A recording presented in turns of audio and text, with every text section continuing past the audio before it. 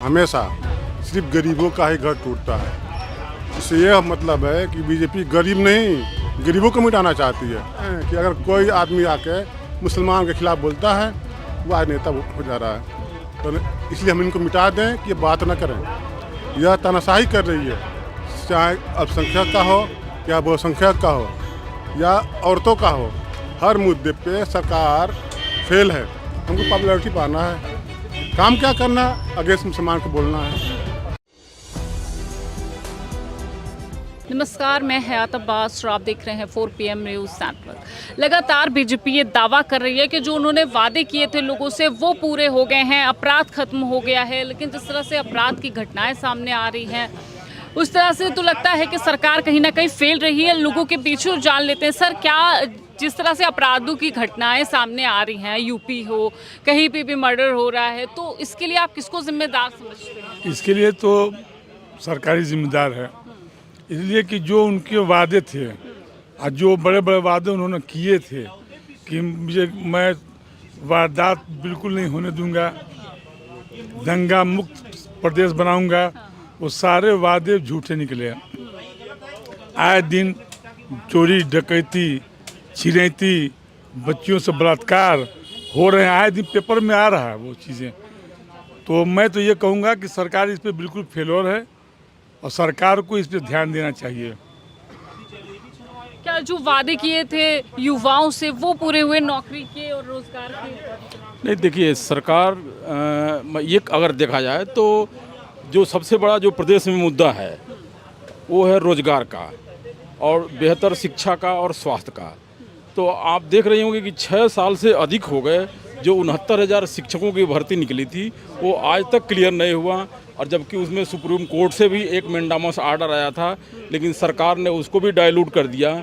और इसके पहले भी जो सरकारें थी वो भी नौकरी देती थी, लेकिन इस तरह से पाखंड नहीं करती थी, ड्रामा नहीं करती थी कि कार्यक्रम करे और करोड़ों रुपया फूके और उसके नाम पर नियुक्ति पत्र बांटे। लोक सेवा आयोग उत्तर प्रदेश में तब भी काम करता था, अभी भी काम कर रहा है। तो ये एक सरकार का दिखावा है, पाखंड है, ड्रामा है। युवा एकदम भटके हुए हैं और उनके अंदर निराशा है। भटके इसलिए है कि निराश हैं, सरकार रोजगार के नाम पर कुछ नहीं कर पा रही है।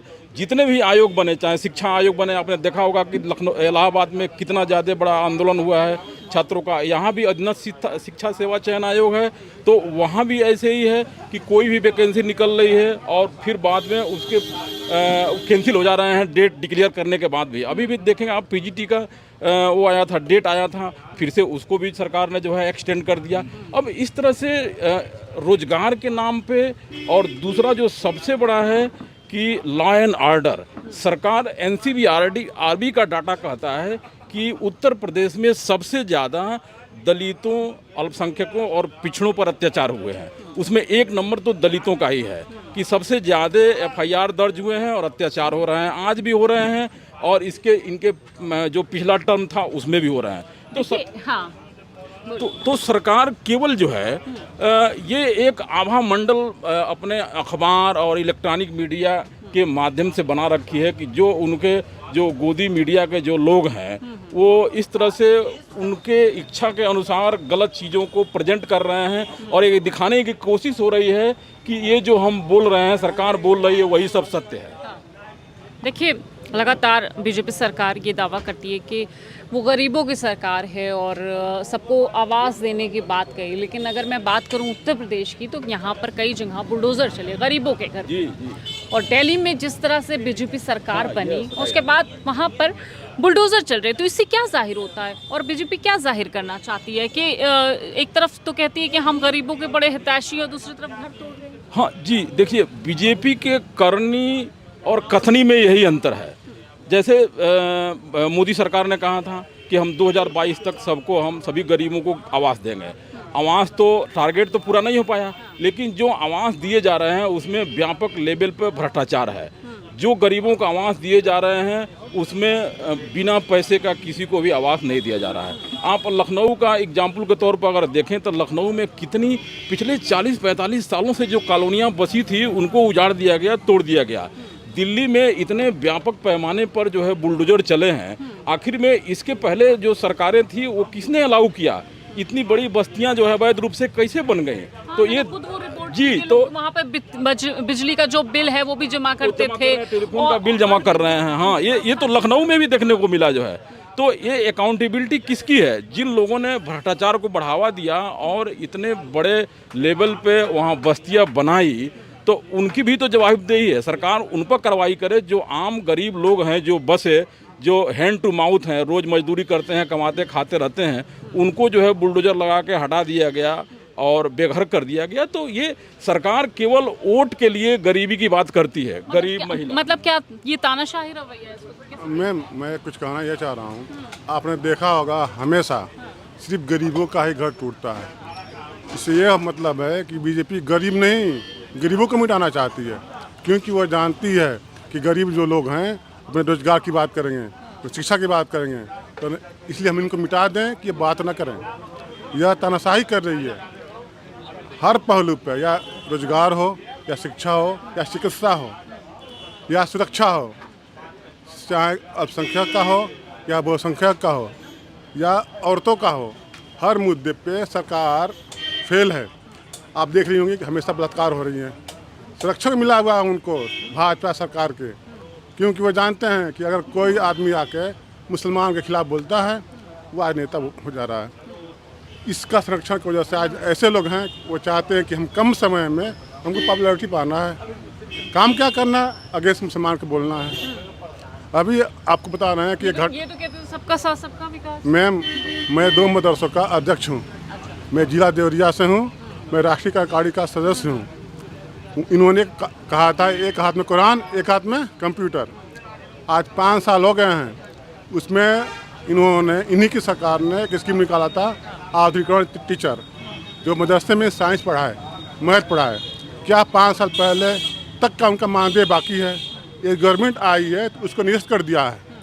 फिर कैसे आप कह सकते हैं कि एक हाथ में कुरान और एक हाथ में कंप्यूटर हुआ? 5 साल जिनका सैलरी ना मिला हो, उनके घर कैसे चलता होगा? उसमें हिंदू भी है, मुस्लिम भी हैं। इनका जब रोजगार देने से इन्होंने छीन लिया है, और यह हमेशा बुढ़े चलाते हैं गरीबों के ऊपर, क्योंकि ये जानते हैं कि ये मांगेंगे, क्या मांगेंगे?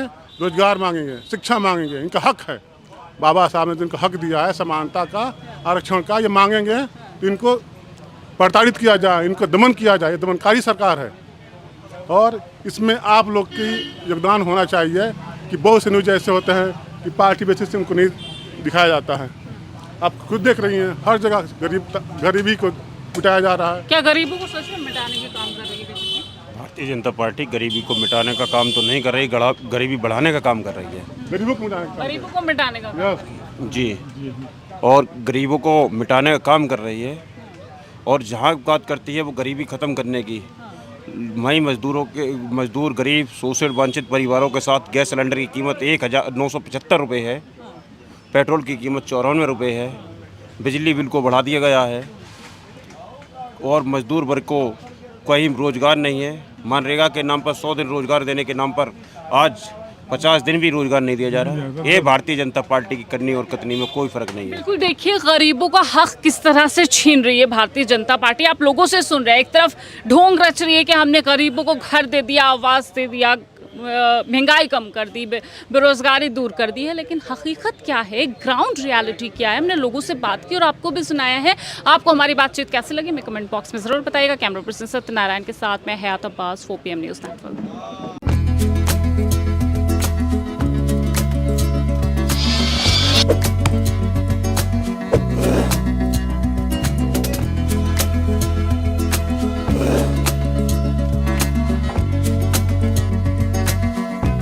We'll be right back.